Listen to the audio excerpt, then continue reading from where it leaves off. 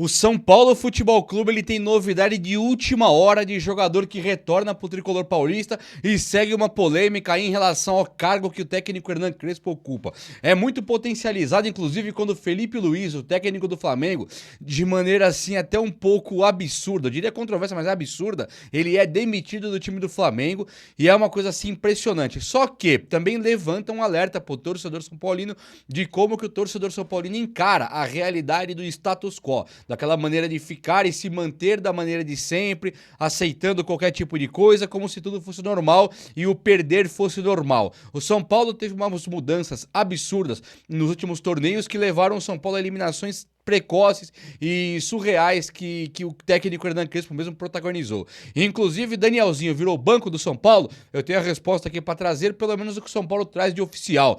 Tem também a situação do Rian Francisco. Nós temos aí um André Silva que volta, um Bobadilha podendo ir embora para o time do Betis ou algum outro, e todas as últimas notícias do São Paulo Futebol Clube para ficarmos super bem informados aqui agora com todas as últimas do Tricolor Paulista. Chega comigo então, deixa esse likeão para dar aquela moralzaça no vídeo e venha comigo, faça parte desse time que só cresce. Eu faço muita questão de ter você por aqui de verdade mesmo. Olha só, o Crespo, antes de falar dele, é importante ressaltar que o Felipe Luiz ele acaba de ser demitido do time do Flamengo. Então, o Crespo tá no cargo do São Paulo, o Felipe Luiz passa a ser um novo técnico disponível no mercado. Além de Renato Gaúcho, tem aí o Felipe Luiz, tem um monte de técnico disponível. Diniz, né, pra quem queira. Eu não tô nem falando que eu quero o Felipe Luiz, Diniz, Renato Gaúcho. Não é esse o papo por enquanto. Mas o Crespo, ele se vê a cada momento com mais concorrência pro cargo. O Felipe Luiz tinha sido campeão da Libertadores da América e do Brasileirão. Tudo isso no final do ano passado. O cara começa o Campeonato Carioca ali com a ordem de cima de colocar o time reserva. O time só por perder pro Lanús e pro Corinthians o técnico cai. É uma coisa assim sobrenatural. Tinha acabado de renovar o contrato, o que eu achei que ele é uma imbecilidade da diretoria do Flamengo. Enfim, o Felipe Luiz ele caiu porque foi cobrado por melhor, não resultado, mas melhor futebol. Tipo assim, o cara colocou o Cebolinha no banco e o Cebolinha não renova mais, até impacta diretamente aqui no time do São Paulo. Luiz Araújo tá no banco, Luiz Araújo fica no banco de Plata, fica no banco de Carrascal e acaba com o Felipe Luiz não demonstrando o futebol que os caras queriam. Tendo esses jogadores no banco, ele perde o seu emprego. No São Paulo, a conversa gira de uma outra maneira. O técnico Hernan Crespo, quando perde, fala que o time realmente é um pouco limitado, que precisa de reforços e tal. E o Crespo, ele foi um pouco contraditório também, quando não quis ninguém do Corinthians, numa troca com o Alisson, achei que foi correto, ele foi realmente correto, não quero ninguém de lá. Por quê? Porque o elenco de São Paulo é muito bom, nisso eu concordo plenamente. Agora, quando ele fala que precisa de reforços mesmo, que faltam algumas opções, aí fica uma contradição, fica algo meio sem sentido. O Crespo, quando teve o jogo contra o Atlético Paranaense, Copa do Brasil do ano passado, e ele, de maneira assim inexplicável, ele coloca o Jandrei, que falha, o São Paulo é eliminado com o Jandrei que aparece do nada. E aí o São Paulo teve também um Rigoni, que apareceu jogando contra a LDU como um ala, a LDU que o São Paulo perdeu lá, chegou aqui e colocou 3 zagueiros. O Crespo ele foi colecionando algumas situações muito complicadas de entender, até ter a melhora que teve neste ano aqui, depois de uma vitória diante do Flamengo mesmo. São Paulo ganha do Flamengo com um gol de Danielzinho, o São Paulo melhora desesperadamente assim para os adversários, ele começa a ser um time dos grandes do Brasil de novo, o time competitivo, um time com um elenco bom. Ganha do Curitiba lá na casa do Curitiba com o time reserva. E aí o São Paulo, do nada, o Crespo vai pegar o Palmeiras na semifinal do Paulista. Ele tira o Danielzinho, desmonta o time. E aí ele não consegue fazer trocas. Luciano e Lucas Moura se arrastando em campo, o cara não tira. E aí levanta de novo questionamento sobre a situação do técnico Hernan Crespo e o que ele pode fazer a mais, né? Será que ele é o técnico ideal? Como assim tirar o Danielzinho? Dois fatores aconteceram. Primeiro, que o Crespo ele realmente ele começa a perder muito parte da opinião pública e parte da confiança do torcedor são paulino. O Crespo, para se defender, ele coloca que o Danielzinho não estava 100%, ele fala isso na coletiva. O que é estar 100%? Fica a pergunta pro Crespo.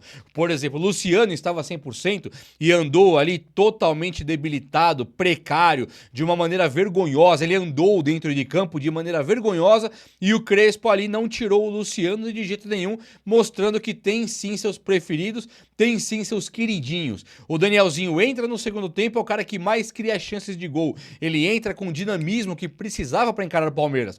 Então o Danielzinho, que não estava 100%, segundo o Crespo, não tem contusão. O Crespo garante que o cara não estava 100%, não estava por quê? E aí o Crespo tira o Danielzinho e mantém o Luciano, que esse não conseguia andar, se arrastava. Crespo mantém Lucas Moura, que não conseguia andar, se arrastava. Então quer dizer, o Danielzinho, que correu o dobro do Luciano e do Lucas Moura jogando 1 minuto, ele tinha ali realmente mais condição física do que 2 dos queridinhos do Crespo, que ele manteve o jogo inteiro. Então o Crespo, ele se mostra um técnico muito pequeno muitas vezes, né? E aí isso vai incomodando. E quando você vê um time igual do Corinthians demitir o Ramon Dias, campeão paulista, você vê um Flamengo demitir um Dorival Júnior, campeão, demitiu, acabou o contrato, campeão da Copa do Brasil e da Libertadores, e agora o Felipe Luiz cair, demitido mesmo, com uma multa rescisória de 27 milhões de reais, ele cai sendo campeão da Libertadores e campeão brasileiro, aí você vê que tem time que aceita sim a situação de ficar numa vala comum, numa zona de conforto ou desconforto pro torcedor, não ganhando nada, porque se ganhar vai ter que justificar, vai ter que ir além, então prefere ficar naquele meio de tabela.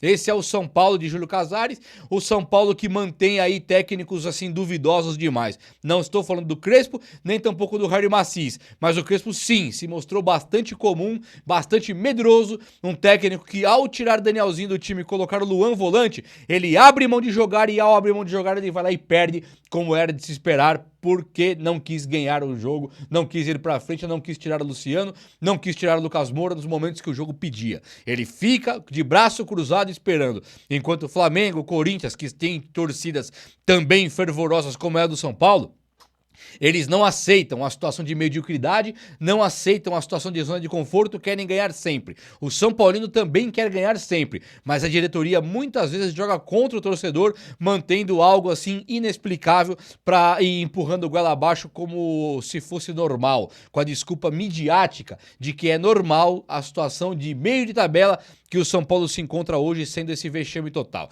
Coisa maravilhosa aconteceu no São Paulo, que é a volta de Rian Francisco, o jogador, jovem talento, extraordinário, estratosférico, artilheiro das equipes de base, que fez mais gols do que Endrick do Palmeiras na comparação, fez mais gols do que qualquer um. Ele começou também jogando muito bem no profissional e acabou se machucando. Aí essa contusão dele durou quase que um ano, um tempão aí, o Crespo não conseguiu nem utilizar ainda o Rian Francisco. Usou, salvo engano, contra o Vasco. O Rian fez um gol, não lembro nem se foi contra o Vasco. Na hora que o Crespo assumiu, o Rian Francisco se machucou. Então agora o jogador está voltando, fase final de transição. A transição é ganhar massa muscular e ritmo de jogo, porque a contusão não existe mais.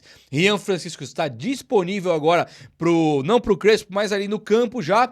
Muito em breve será entregue pelo departamento médico para o técnico Hernan Crespo. O mesmo departamento médico que conseguiu recuperar o Caleri, que hoje joga sem restrições. Dá pra ver que o Caleri, inclusive, tá até mais forte, uma entrega muito bacana contra o time do Palmeiras. Ele conseguiu realmente fazer muito mais que Luciano e Lucas Moura contra o Palmeiras. Ele é um jogador que a entrega física, a entrega de atitude mostrou que é um cara que está recuperado. E aí o Crespo, ele teve o retorno já, além do Caleri, e agora, esse retorno do Rian Francisco que se desenha para os próximos dias, nós tivemos também o retorno aí do André Silva. E isso impacta diretamente na escalação do Tapia, porque o Crespo tem utilizado o Tapia como um 12º jogador, o Tapia tem sido um jogador queridinho do Crespo, na ausência do Caleri, Tapia é centroavante, entrou o Tapia e Caleri já em alguns jogos, entraram juntos, Tapia e Caleri também, quando vai poupar o Lucas Moura, Luciano, é comum sair o Lucas Moura e entrar o Tapia no time, com o Luciano voltando para ser meia, o Tapia é mesmo um dos queridinhos do técnico Hernan Crespo. Então, com a chegada agora do André Silva, esse retorno e mais o Rian Francisco vindo, o Crespo muito provavelmente vai manter Rian Francisco no banco de reservas, vai entrar de vez em quando no lugar do Caleri, mas quem deve entrar mesmo sempre é o jogador atacante André Silva. O André Silva já entrou contra o Palmeiras, ele foi um cara que desbancou o Tapia poderia ter entrado, o Crespo opta por colocar o André Silva muito antes, então sim, o Tapia agora agora ele vai ter uma concorrência altíssima e deve ter dificuldade ali para jogar com o Crespo doravante de agora em diante. O Ferreirinha já é um que paga esse mico aí, não consegue jogar, né? O Crespo ele até coloca, mas agora o Ferreirinha, com a chegada do Lucas Moura, Luciano e Caleri, vindo agora aí o Tapia e André Silva e o próprio Rian, Ferreirinha perde muito espaço e o São Paulo no meio do ano deve acabar por negociar o jogador que já tem times interessados, como é o caso do Besiktas, que pela segunda vez demonstra interesse em contar com o talento do ponta esquerda do São Paulo, driblador e velocista Ferreirinha, que é São Paulino de carteirinha. Além disso, o que está acontecendo também? O departamento médico do São Paulo, ao entregar Rian Francisco, ele fica zerado. Nenhum jogador contundido, e isso é uma coisa muito boa.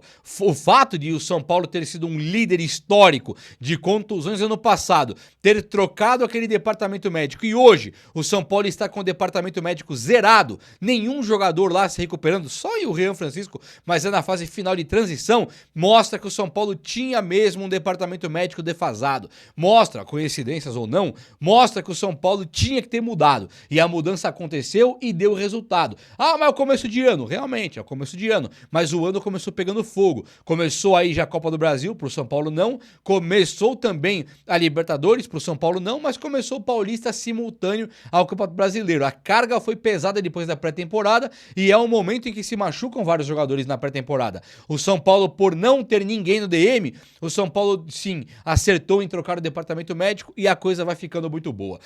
Muita polêmica envolvendo o nome do jogador Danielzinho. Será que ele virou reserva ou não? O São Paulo prepara agora o Danielzinho. O São Paulo vai ter uns 10 dias de folga agora. É claro que não é folga, são treinos, mas sem jogo, né? Então o São Paulo não tendo jogo, o Crespo prepara o Danielzinho para voltar. O Danielzinho estaria num suposto controle de carga depois de inventarem, ou se é verdade, que ele tinha uma contusão que ele não estava 100%. Nem era contusão, não estava 100%. Então agora tem 10 dias para um jogador sem contusão se machucar e isso é notícia oficial. Eu penso que é um absurdo. Como é que pode você ter um jogador que não tá machucado e falar num controle de carga de 10 dias, sabe? Assim, pra mim é desculpinha, muleta, tá usando muleta pra justificar uma troca injustificável, uma troca inexplicável do Danielzinho saindo do time de São Paulo. O Crespo cometeu um erro gravíssimo ao tirar o Danielzinho, porque ele tira um dos melhores jogadores do São Paulo e mantém a panelinha montada com o Lucas Moura, Luciano, Caleri. Não que Lucas Moura, Luciano e Caleri não mereçam jogar, mas fica claro e evidente que alguns jogadores não vão sair do time do Crespo. Enzo Dias, Rafael, que não saiu, o Coronel nunca ninguém viu, ele optou por colocar o Jandrei numa Copa do Brasil mata-mata, mas ele não coloca o Coronel. Então o Rafael faz parte hoje de uma panelinha, que tem que ter mesmo, o Bobadilha também faz, Marcos Antônio, Lucas Moura, Luciano, Caleri, e aí fica muito difícil. Alguns jogadores que não estão hoje como titulares e brigam posição, já vão desanimados, que é o caso de um Wendel, de um Mike, um caso talvez até mesmo de um Tolói e um Dória, sabe? São muitos jogadores, o André Silva, um Cauli, o Cauli principalmente, como é que vai desbancar o Luciano do time? Então fica mesmo aí pro Crespo a questão do amiguinho do jogador, alguns amiguinhos dele, e o que ele fez com o Danielzinho é uma coisa inaceitável e inexplicável. Recado dado para muitos jogadores como o Lucas Ramon, que tá voando, mas que amanhã pode sair de maneira assim inexplicável, de maneira bizarra, porque simplesmente o técnico optou por colocar um Mike da vida, um Cédric Soares da vida. É muito triste o que aconteceu com o Danielzinho, tomara mesmo que o São Paulo não fique nessa situação aí vexatória de tirar jogadores a bel prazer, tirar jogadores ali porque o Crespo simplesmente decidiu, um cara que não ganha títulos, um cara que não é campeão de nada, um cara que não diz por que tá aqui, não convence o trabalho dele, e ele chega simplesmente, ele monta um time que vai bem, vai lá e ele mesmo desmonta, é bizarro de pensar. O Bobadilha segue tendo sondagem aí do futebol espanhol para ir para o Betis, e isso aqui realmente tem dado muito o que falar. Bobadilha é um cara de muito valor de mercado, é um cara que o São Paulo realmente acertou na contratação, e agora o São Paulo, como vai montando um time mais veterano, Lucas Ramon, casa dos 30, Danielzinho, casa dos 30, o Caleri acima, Luciano acima, Lucas Moura acima, Arboleda acima, Alan Franco acima, você percebe que o time está acima da casa dos 30, então nem todo jogador do São Paulo tem um grande valor de mercado. Quem tem valor demais hoje é Marcos Antônio, Bobadilha e os caras ali como da base, como o Luca, né, como o Mike, lateral direito, o Nicolas, lateral esquerdo, fica mais ali a critério dos caras da base para darem dinheiro pro São Paulo, serem vendidos mesmo. E aí o que tá o titular do São Paulo hoje, de Luca, de Mike, de Nicolas, o titular hoje é o Bobadilla. Tem o Marcos Antônio, mas esse custa muito caro. O Bobadilla é um alvo fácil para times como o Betis, que é um time secundário ali de segunda prateleira do futebol espanhol, poderia vir buscar.